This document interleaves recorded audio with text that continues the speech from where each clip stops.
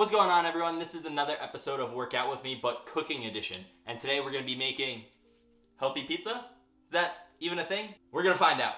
My goal is to make a healthy version of the food that you love, all the hard work that you're putting in outside of the gym, and changing your overall eating habits and your lifestyle habits. This will destroy that. What we're going to be doing for the vegetarian pizza is actually pretty simple. We're going to be doing sliced portobello. We have also for that pizza, we are going to be doing some basil, because you gotta have fresh herbs. So we have Asiago cheese and a Parmesan cheese right here. If you can afford it, don't buy shredded.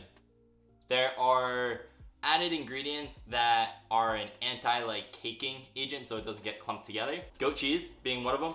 So goat cheese is really funky, but it's really tasty. So we're gonna be doing a mushroom goat cheese with a balsamic drizzle to finish it off.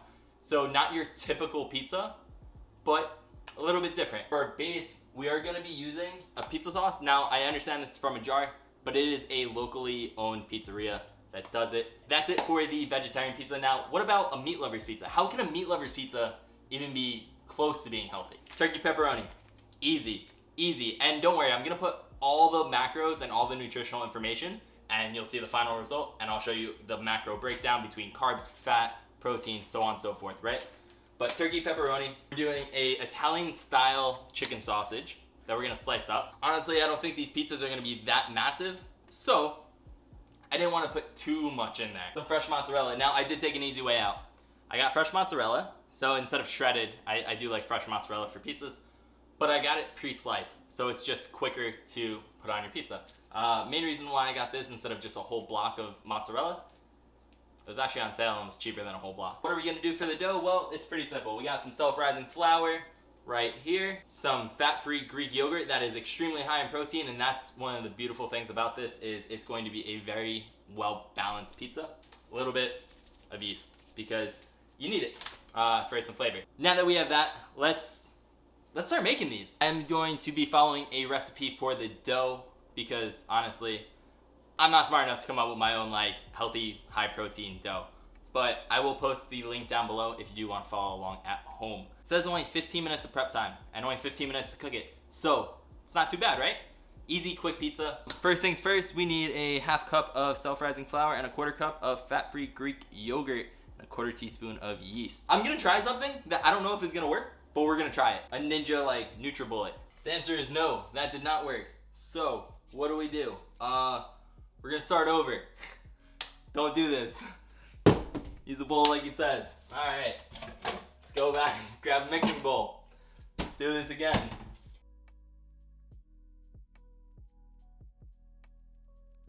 All right, so the dough is kneaded, sort of. There are no more dry flour bits, but it's a little sticky. So what do we do? What do we do? What do we do? We're gonna continue with the recipe and hope for the best. I had to add water to it. It didn't say to add water to it, but I had to because it was bad. We're going to add a little bit of oil to it so it doesn't stick to everything. We're gonna add a little bit of oil to the pin. I don't know if I'm supposed to or not, but we're going to, and we're gonna hope for the best. All right, so somehow I'm supposed to get this freaking dough transferred. And I don't think there's actually a way to do it. Alright, so we sort of have a pizza on there. Well, at least the dough rolled out. Here you go. Boop. It's tiny. It's ugly. I'm sorry, guys. This is not working the way that I thought it was gonna work. That's okay. Like I said, we're gonna have fun with it regardless. If it's a fail, then hey. Are you fool? So, fun fact.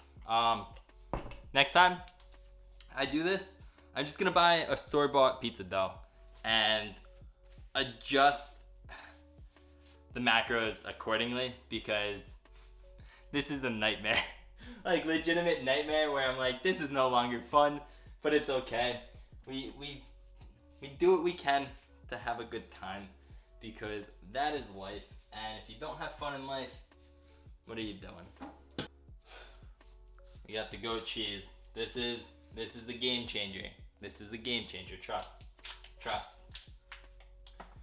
Oh boy. Oh boy. All right, so Pizza number 1 is done. And it actually might not be a complete fail, like at all. Gonna add a little bit of balsamic reduction to it, and then I'm gonna take you over to this thing. So let's take a look at this freaking vegetarian pizza. All right, yeah.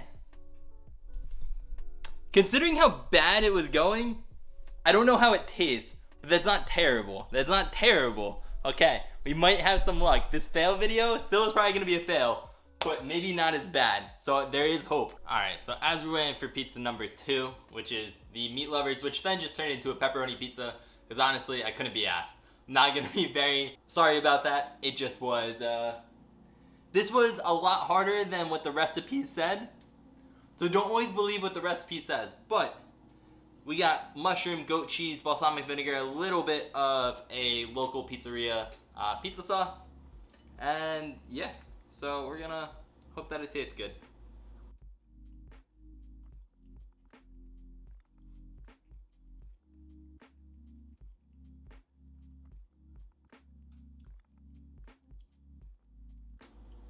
That's really good.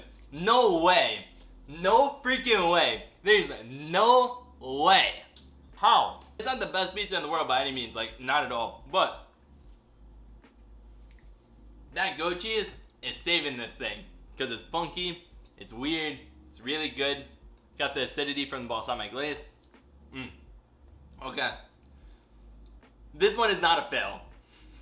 As much as that dough was a pain in the butt to make, this was actually like worth it. It was. But let's get a photo. Gotta send the photo to the girlie. Boop. Oh man. See, the funny part is like I didn't really have any plans tonight, right? And I was talking to my girl, and I was like, oh, maybe I should do like a VR video or a cooking video, and she's like, do a cooking video. And I was like, okay, protein pizza, got it, right? Pumped, amped. And like, it's a good time. There was a lot of frustration, but honestly, like, this came out better than I ever thought it was going to by the time I started this. This one, it's actually holding up pretty good. We can do the fold and it doesn't like flop down. Is this gonna be good? No way. There's no way for how bad it was, like trying to make this, that it's actually gonna come out good. No way.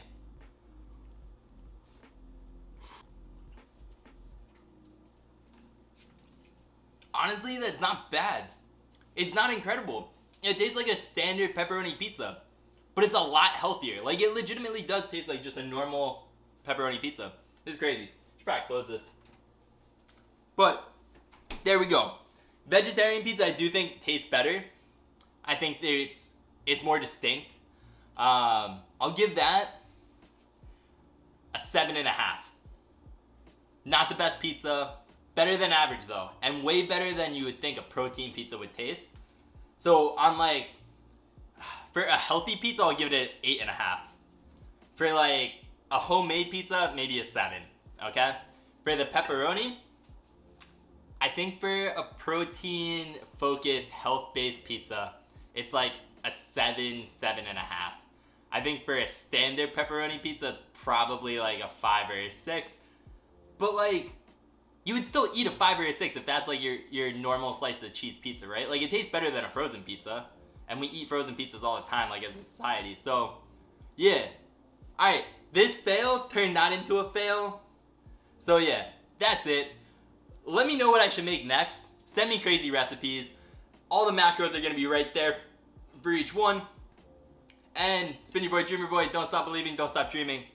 And I will catch you in the next one. Peace.